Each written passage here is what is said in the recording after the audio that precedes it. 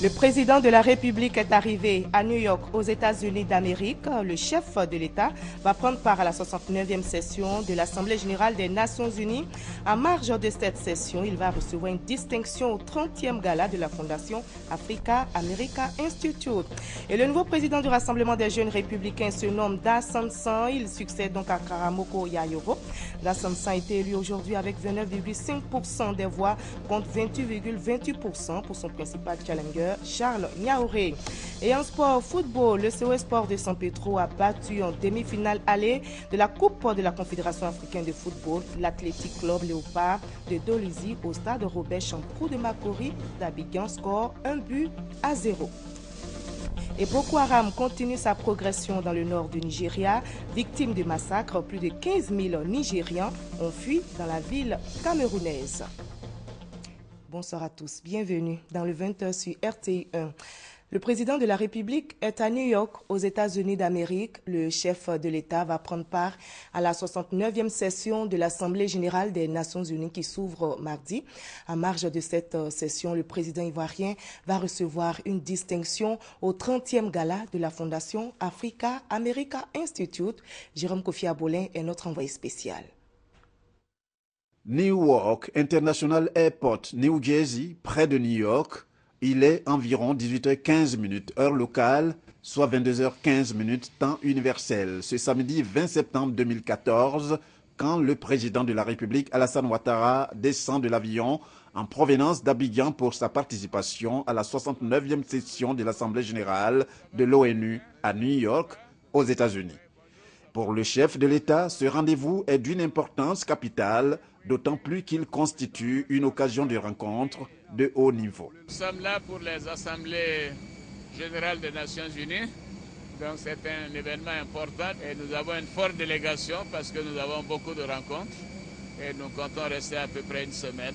Alors je suis heureux d'être à nouveau à New York. À cette 69e session de l'Assemblée générale, le président Alassane Ouattara est attendu pour une allocution. Nul doute que le message de la Côte d'Ivoire va porter sur le développement si l'on s'en tient au thème de la rencontre, à savoir la concrétisation d'un programme de développement porteur de transformation pour l'après 2015. Le ministre d'État, ministre des Affaires étrangères, était en mission au Canada avant de regagner les États-Unis d'Amérique. Charles Kofi Dibi a eu une série de rencontres avec les autorités canadiennes. Il était question du renforcement de la coopération bilatérale et des liens d'amitié qui unissent la Côte d'Ivoire et le Canada. À présent, nous partons à Yopougon où le ministre Patrick Achi a visité les travaux de la station de traitement d'eau. On en parle avec Sidonie Davila. Ces cris traduisent le besoin criant en eau courante au quartier Mikao de Yopougon, un problème inhérent à plusieurs sous-quartiers de la commune. Face à cette situation inconfortable, comme solution urgente, le gouvernement décide d'installer cette station d'eau.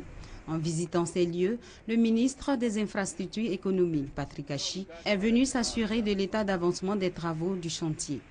Je suis venu visiter un des chantiers importants en cours qui devrait permettre de régler les problèmes, la quasi-totalité des problèmes de Yopougon. En tout cas, tout au moins, les problèmes des personnes qui sont abonnées, raccordées au réseau et qui, en ouvrant le robinet, n'en ont pas. Donc, on a visité le chantier, il est relativement avancé. Aujourd'hui, on considère que Yopougon doit avoir un besoin estimé autour de 80 à 100 000 mètres cubes par jour. La station que nous sommes en train de construire, la nouvelle, va doubler la capacité de la station de Niangon. Et on va avoir 45 000 mètres cubes supplémentaires chaque jour à livrer aux populations. La visite du ministre et de sa délégation s'est poursuivie sur les sites de construction des canalisations, chez les revendeurs d'eau et même dans certains ménages afin de mieux s'imprégner des difficultés réelles que vivent ces populations au quotidien. Mais voilà le DG de la solution. Nous sommes en bas, nous qui sommes en bas ici au bord de la route, on a des ceux qui sont en haut et ils n'ont pas de l'eau. Ça peut prendre 2 jours, une semaine. Avec un peu de patience, le calvaire des populations de Yopougon en attente d'eau sera bientôt terminé. Les travaux débutés depuis 24 mois s'achèveront, selon le ministre Patrick Achi, dans les semaines à venir, au grand soulagement des populations de Yopougon. Ce 21 septembre est célébrée la Journée internationale de la paix. Elle a été instituée par l'Assemblée générale des Nations unies en 1981. Le 21 septembre, dédié à la paix, est une journée annuelle de non-violence et de cessez-le-feu. Les Nations unies invitent donc tous les pays et tous les peuples à respecter l'arrêt des hostilités durant cette journée et à la commémorer avec des mesures éducatives et de sensibilisation du public aux questions liées à la paix. Toutes les victimes de la crise ivoirienne seront bientôt connues. Le ministère de la Solidarité, de la Famille, de la Femme et de l'Enfant, qui organise la quinzaine de la solidarité, veut identifier les victimes en vue de mettre en place un mécanisme fiable de prise en charge et d'indemnisation, nous explique Gabriel Zani. La nuit de la solidarité, dès l'entame de la soirée, une démonstration du lavage des mains pour éviter la contagion par le virus Ebola. Ensuite, les prestations d'artistes ouvertes par l'hymne de la solidarité. Après ces instants de chant et de rythme, les discours. Celui du ministre Nyamie Konan, représentant le Premier ministre, a été ponctué de mots très forts. La solidarité est surtout la compassion. La compassion, c'est notre capacité à pouvoir nous mettre à la place de l'autre. Dernier jour de la quinzaine de la solidarité, dernières actions fortes en faveur des personnes en difficulté. Des gestes de solidarité n'ont pas manqué. C'est le cas du jeune Abdelaziz, atteint d'une chondrodystrophie, développement anormal de la tête, des membres inférieurs et supérieurs. Malgré son handicap, âgé de 15 ans, il est titulaire d'un baccalauréat. Sa famille a reçu la somme de 5 500 000 francs CFA du groupe CUSODC pour couvrir les charges de son intervention chirurgicale. Nul n'a le droit d'être heureux seul, son sens le plus noble. À vous, mesdames et messieurs les futurs récipiendaires des différents ordres du mérite de la solidarité, soyez assurés que l'honneur de mon département ministériel est certes grand, mais ne sera jamais à la mesure de votre don de soi. Au cours de cette soirée, des personnes de bonne volonté ont reçu la médaille de la solidarité. Je suis content. Pourquoi je suis content? Je ne suis pas allé à l'école. Aujourd'hui, ici à Hôtel Goff, seulement me décorer parce que j'ai fait. La compagnie est très sensible des personnes qui sont démunies et qui nous demandent de l'aide. Ce que nous faisons tous les jours nous a conduit donc à avoir cette distinction et nous en sommes très fiers. Une vente aux enchères de tableaux confectionnés par des femmes a clôturé la nuit. Les fonds serviront à aider les personnes démunies. Un salon international de recrutement pour les services des sociétés se tient en ce moment à Abidjan. Plusieurs entreprises, dont la RTI, prennent part à cette rencontre dénommée Afrique Talent. Les responsables de ces entreprises sont à la recherche de meilleurs profils pour renforcer la performance de leurs services. Serge Gongomen pour le reportage. Un salon international de recrutement à Abidjan, dénommé Forum de recrutement 2014 ou encore Afrique Talent. Ce salon est une plateforme dont l'objectif est de donner la possibilité aux entreprises de recruter des agents dynamiques pour renforcer la performance des services qu'elles offrent. Une démarche qui peut contribuer à la croissance des affaires et au développement des pays africains. C'est un marché, une place de marché qui permet aux offreurs et aux demandeurs de se retrouver, donc de créer une plateforme vivante de développement de l'emploi. Notre engagement vis-à-vis des entreprises, c'est de leur offrir un public de qualité dans lequel elles peuvent puiser des talents pour leur développement. Plusieurs entreprises, dont la radiodiffusion télévision ivoirienne, sont à la recherche de meilleurs profils pour élever le défi de compétitivité. Elles ont reçu les candidats et leur curriculum vitae. Nous avons des besoins aussi en recrutement. Et donc l'occasion nous est donnée de voir à travers les CV, mais surtout de discuter avec ces jeunes, n'est-ce pas, diplômés, qui sont passés dans plusieurs entreprises, qui ont des expériences. La RTI a un vaste chantier. Nous nous préparons pour affronter la libéralisation qui pointe à l'horizon. Nous avons besoin d'audit parce qu'il faut assainir notre comptabilité.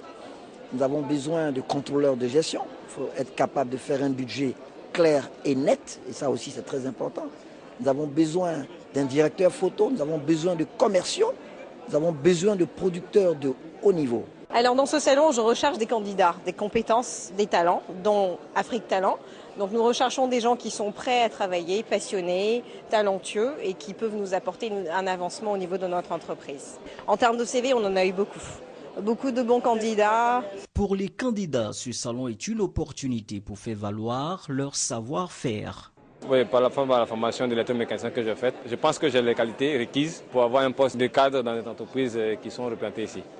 Entamé ce vendredi 19 septembre au Sofitel Abidjan au Côte d'Ivoire, le Salon international de recrutement 2014 s'est achevé ce samedi.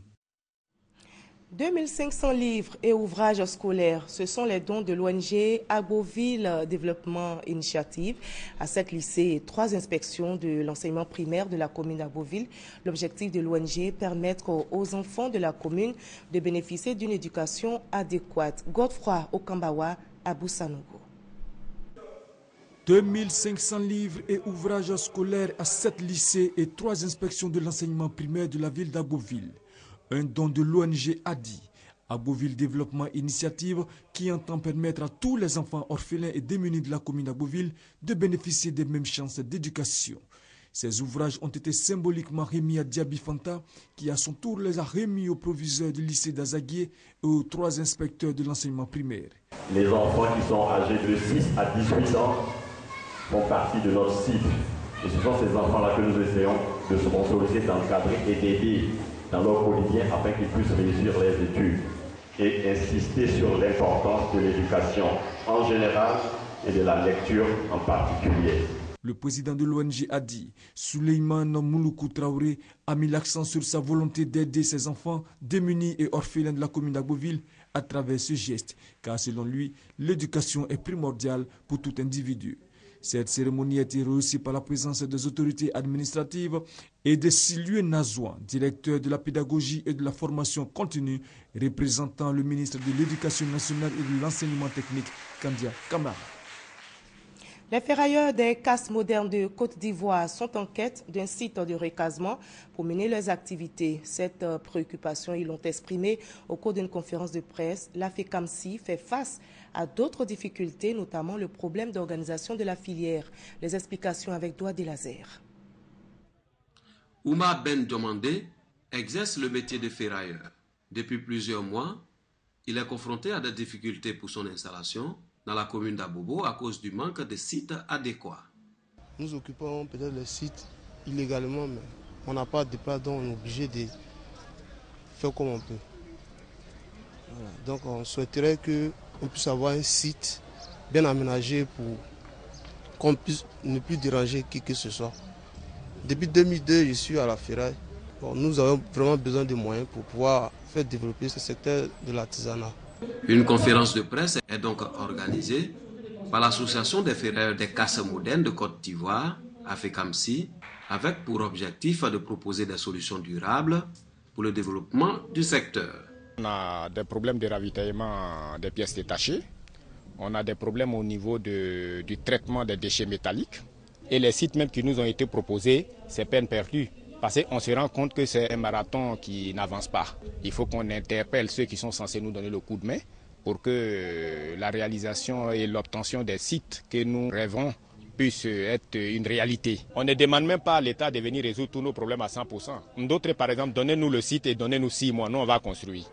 Un site de recasement, la réorganisation du secteur sont entre autres les attentes des ferrailleurs de Côte d'Ivoire qui, à travers ce corps de métier, subviennent aux besoins quotidiens de leur famille. La maladie d'Alzheimer, on en parle ce 21 septembre, c'est la journée mondiale. Plus de 35 millions de personnes sont touchées dans le monde. Et si la maladie d'Alzheimer est associée aux personnes âgées, elle touche aussi les jeunes. Cette journée est donc célébrée pour mobiliser la communauté internationale en vue d'une meilleure prise en charge des personnes malades. Serge Gongomé. Dans le monde, plus de 35 millions de personnes souffrent de la maladie d'Alzheimer, une maladie qui touche les cellules nerveuses et provoque une perte de mémoire chez le sujet. Selon le docteur Kwasi Kwame Léonard, neurologue au centre hospitalier universitaire de Yopougon, les causes de cette maladie restent encore inconnues. Cependant, des facteurs génétiques et environnementaux contribuent à son apparition et à son développement. est une maladie neurodégénérative qui est caractérisée par l'altération progressive des fonctions cognitives ou intellectuelles.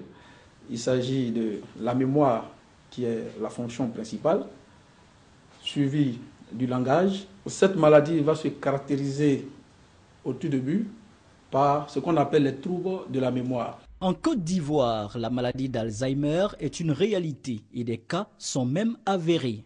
Il y a des cas de maladie d'Alzheimer, mais il nous est difficile de donner la prévalence. La maladie d'Alzheimer est une maladie qui est incurable. Tout sujet qui présente des troubles de la mémoire doit se rendre à l'hôpital pour qu'un diagnostic soit vite fait et qu'un traitement soit instauré de façon précoce. Selon les estimations de l'association France Alzheimer, ce nombre pourra atteindre 65,7 millions de personnes en 2030, d'où la sensibilisation et les dépistages précoces des populations. Et le reportage de Félix Amani était commenté pour vous par Serge Gongomé. En politique à présent, clôture du 3e congrès du RDR. Le nouveau président du Rassemblement des jeunes républicains se nomme Daha Sansan. Il succède donc à Karamoko Yayoro. Daha Sansan a été élu aujourd'hui même avec 29,5% des voix contre 28,28% pour son principal challenger, Charles Niaouré. 29 candidats étaient en lice à ce poste de président des jeunes du RDR. Ça y est, le verdict est tombé. Daha Sansan est désormais le nouveau président du Rassemblement des jeunes républicains, RJR. Il a fallu attendre plus de 12 heures pour connaître les résultats des urnes. Élu avec 600 voix sur les 3446 votants, soit 29,55% du suffrage, le nouveau président de la jeunesse du Rassemblement des républicains RDR affiche déjà ses ambitions. Les ambitions, ce sont les objectifs que nous nous sommes assignés, à savoir la mobilisation de tous les jeunes, le rassemblement autour d'un idéal. C'est la réélection du président Alassane Ouattara en 2015. À l'ensemble des jeunes, je voudrais les inviter à l'esprit de changement de mentalité. Après les travaux en commission, le secrétaire général adjoint chargé des syndicats et du monde associatif estime qu'il faudra mettre en place une stratégie pour rapprocher la base des cadres du parti. Il est bon qu'on en parle pour que d'autres prennent cela comme exemple ici. Oui, nous tous, nous cadres, ne nous coupons jamais de notre base. Ils nous ont dit ici aussi dans les rapports qu'il y a des portes qui sont fermées depuis qu'on est au pouvoir. Le président du comité d'organisation, Yves Conan, a salué l'esprit de fraternité qui a prévalu lors du congrès et appelle les jeunes républicains à aller à la conquête du pays avec pour objectif la réélection du président Alassane Ouattara. Reportage réalisé par Ahmed Traoré et Sidonie Davila. À Bouaké, dans la région de Gbeke, les enseignants républicains ont aussi élu leur président. Il a été élu au cours du premier congrès du Rassemblement des enseignants républicains. L'objectif est clairement affiché, s'unir pour la victoire du candidat Alassane Ouattara à l'élection de 2015. Le reportage de nos confrères de RTI Bouaké. Plus de 450 congressistes venus de tout le pays ont pris part au premier congrès ordinaire du Rassemblement des enseignants républicains, RER à Bouaké, en ligne de mire la prochaine élection présidentielle en Côte d'Ivoire. D'où le thème « Enseignants unis et mobilisés pour la victoire d'Alassane Ouattara en octobre 2015 ».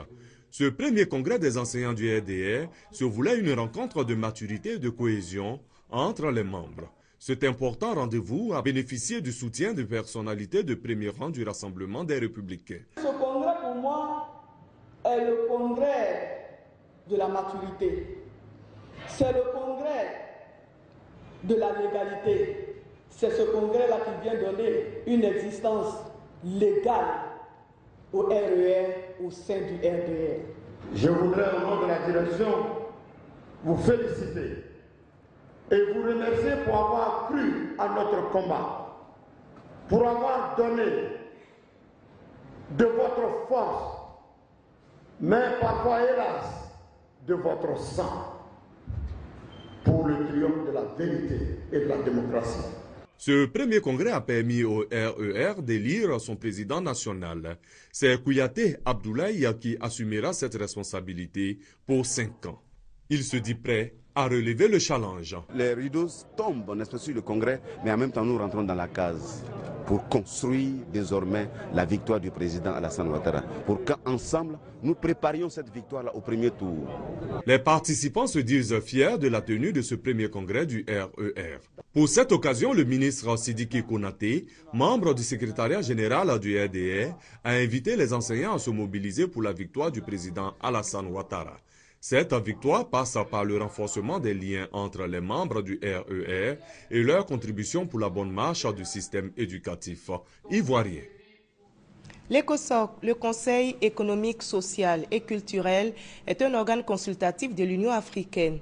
Avant sa deuxième assemblée générale en novembre prochain, la structure peu connue en Côte d'Ivoire est en campagne de sensibilisation. Avec cette promotion, l'ECOSOC veut mobiliser la société civile pour une participation à ses activités. Le Conseil économique, social et culturel ECOSOC est un organe consultatif de l'Union africaine. Peu connu des populations ivoiriennes, cet organe contribue à la promotion des droits de l'homme, de la bonne gouvernance, de l'égalité entre l'homme et la femme. C'est un organe qui est non seulement élu par la société civile, mais il représente en même temps la société civile. Et nous sommes là pour lancer la campagne de sensibilisation et de motivation que l'Union africaine organise en direction de la société civile pour comprendre ce que c'est que l'ECOSOC, ce que représente cet organe au sein de l'Union africaine, ce que représente cet organe au sein de la société civile elle-même.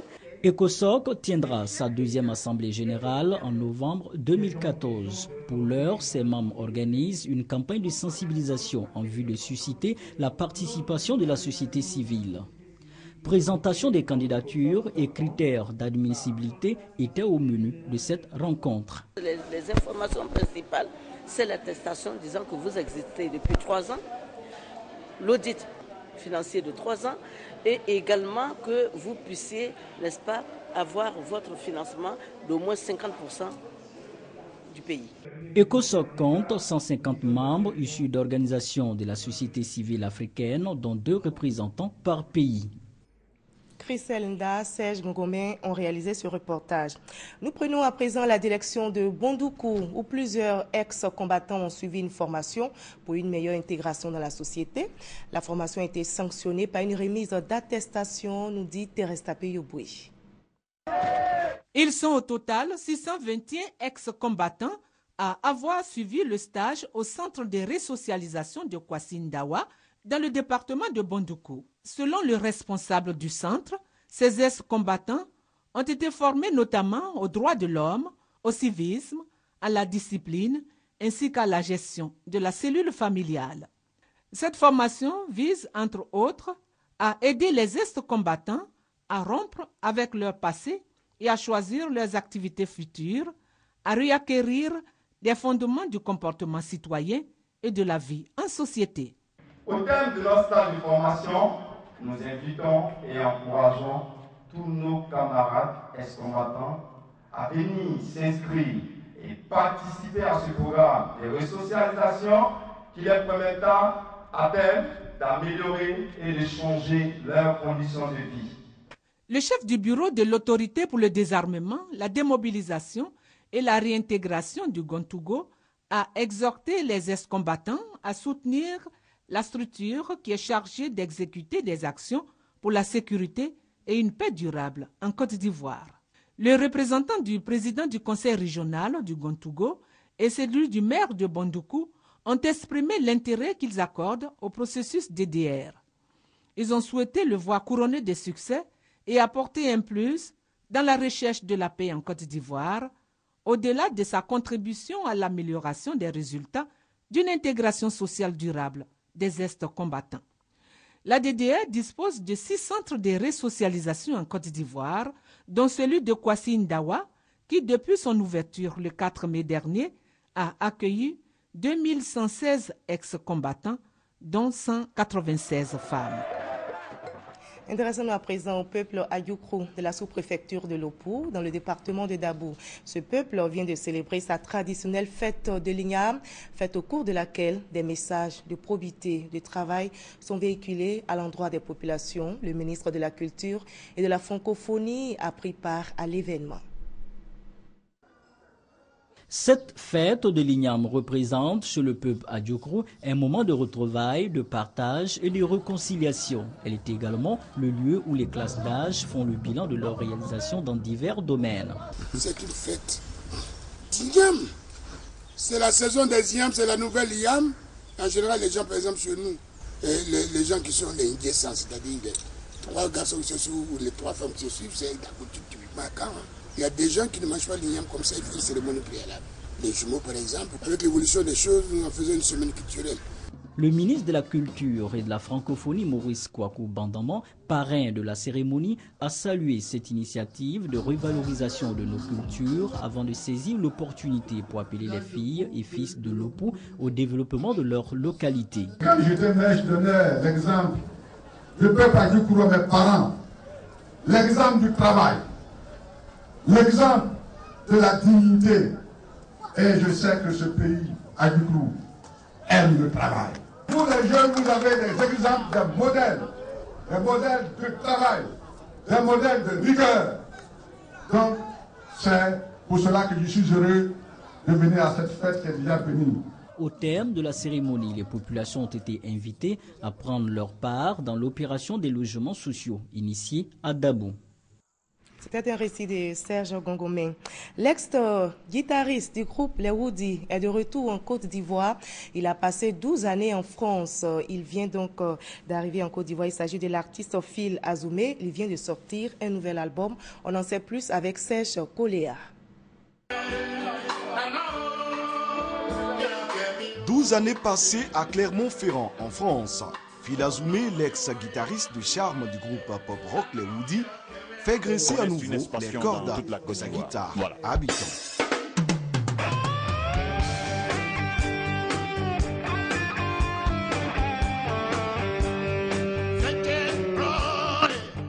Désormais, appelez-le Phil Azoumé Djé.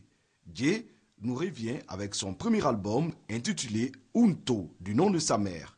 Un hommage à sa génitrice qui, malgré ses maigres moyens, indique l'artiste a pu faire de Phil Azoumé un artiste au talent reconnu. Ma prédilection va pour la musique pop-rock. Donc il y aura une couleur essentiellement pop-rock. Mais dans cet album, voilà, il y a des morceaux qui sont bien enlevés. Il y en a d'autres par contre qui restent plutôt langoureux. Vous savez que les faiseurs de bons slow, ce sont ceux-là même qui font du rock. Guitariste charismatique des Woody, groupe rock mythique des années 90 en Côte d'Ivoire, Phil Azoumé est l'un des précurseurs du rock en Afrique de l'Ouest et en Côte d'Ivoire. Avec Unto, l'artiste entame une carrière solo qui s'ouvre bien devant lui. Photo de visa, 415 ressortissants de la CEDEAO, candidats au Hajj 2014, sont encore bloqués à Abidjan. Cette situation est due, selon le directeur général des cultes, à un dysfonctionnement du système électronique mis en place par les autorités saoudiennes. Messamba Bamba était l'invité du Dimanche Magazine de ce 13h présenté par Fatou Fofana. On écoute un extrait. Alors, on retient que ces pèlerins ont encore 7 jours pour pouvoir... Ils ont encore 7 jours. Arabie Saoudite. Et je voudrais ajouter, parce que vous avez dit tout à l'heure qu'on a fait nos 9 rotations. Oui. Et notre partenaire que je voudrais saluer ici, Air Côte d'Ivoire, sur le coup nous a dit, nous sommes avec vous, nous allons voir avec notre partenaire Flynas en Arabie Saoudite. Une fois que les visas sont donnés, nous allons assurer donc par 2 ou 3 rotations le transport de ces pèlerins. Donc, je me dis que l'espoir est encore permis. Son Excellence, l'ambassadeur Touré Vazoumana, le docteur Sissé Abdoul Karim, le consul général de Côte d'Ivoire en Arabie Saoudite sont à pied d'œuvre auprès des autorités saoudiennes et nous pensons que l'espoir est permis. L'église Foursquare de Côte d'Ivoire, située dans la commune de Cocody, vient de tenir sa 24e convention nationale. L'église Foursquare a fait le bilan de ses activités, nous explique Grace Kando. Élargir l'espace de attente, thème de la 24e convention nationale de l'église Foursquare de Côte d'Ivoire. Cette rencontre qui a réuni plus de 5000 fidèles a été l'occasion pour Dr Glyn Burrus, président international de l'église Foursquare, de prier pour une paix durable en Côte d'Ivoire. Moment aussi pour le premier responsable de l'église Foursquare d'exhorter les fidèles à l'amour du prochain en posant des actes de générosité. Prières, exhortations, méditations et louanges ont été les temps forts de cette convention qui a duré 5 jours. La convention, c'est l'organe suprême de l'Église. C'est vraiment le moment le plus important. C'est l'assemblée qui réunit tous les fidèles pour se réjouir et manifester notre reconnaissance à l'Éternel pour ce qu'il nous a fait durant toute l'année. On vient ici pour nous ressourcer spirituellement. Il y a les rencontres, des prières d'intercession, des prières de grâce pour chaque membre de l'Église. Nguessan Yépré, Marius, président national de l'église Foursquare du Côte d'Ivoire, a rendu hommage au président international Dr Glyn Burrus, qui pour la première fois a foulé le sol d'un pays d'Afrique francophone. En sport football, le COS Sport de San Pedro vient de battre en demi-finale aller de la Coupe de la Confédération africaine de football l'Athletic Club Léopard de Dolisie au stade Robert Champrou de Makori d'Abidjan, score 1-0. Et le verdict est tombé hier après-midi à Addis Abeba en Éthiopie. La CAF, la Confédération africaine de football, a désigné les pays organisateurs de la CAN 2019-2021. À l'issue du vote, le Cameroun va abriter la CAN 2019 et la Côte d'Ivoire va accueillir l'édition de 2021. On a procédé au vote. Dans un premier temps, la CAN 2019 et ensuite la CAN 2021. Pour la CAN 2019, le résultat que nous avons obtenu à la suite de ce vote est le suivant. Le Cameroun. Pour la CAN 2021, c'est la Côte d'Ivoire qui est venue. Boko Haram continue sa progression dans le nord de Nigeria. À l'assaut de Kamboro-Ngala, une ville frontalière de l'extrême nord du Cameroun, le groupe islamiste en a désormais totalement pris le contrôle. Victime de massacres, des millions de Nigérians ont fui dans la ville camerounaise. Voici le camp de Minawawu dans l'extrême nord du Cameroun. C'est ici qu'affluent depuis une semaine des milliers de réfugiés nigérians qui ont fui les attaques de Boko Haram. Installés d'abord dans un camp de transit, non loin de la frontière avec le Nigeria, ils sont transférés progressivement dans ce nouveau camp d'une capacité de 40 000 personnes. Dans cette tente, dressée par le HCR, quelques infirmiers débordés tentent de soulager les plus faibles. Les malades, c'est jour et nuit, c'est comme ça, jour et nuit. Ils nous viennent ici étant fatigués, certains même malnutris. En une semaine, le camp compte déjà 11 000 personnes. Selon les prévisions du HCR, ce chiffre devrait passer à 20 000 dès la semaine prochaine. Et les besoins sont immenses. Il faut des abris, des vivres et surtout de l'eau en grande quantité. Nous avons tous constaté qu'il n'y a que 3 points d'eau pour une population qui va avoisonner en bientôt 20 000 populations. Les latérales, les points d'eau sont à multiplier. L'école du village de Minawawu est déjà saturée. 2400 élèves et seulement 11 enseignants.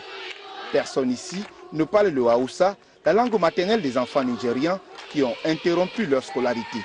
Ils ont les problèmes de communication. Parce que dans les pays, ils connaissent rien que le Haoussa. Ils se communiquent moins en anglais. Donc on fait l'effort pour qu'ils communiquent en anglais et en français aussi. Le HCR a lancé un appel de fonds aux donateurs pour un montant de 34 millions de dollars afin de porter secours aux réfugiés nigériens du Cameroun, mais aussi du Tchad et du Niger.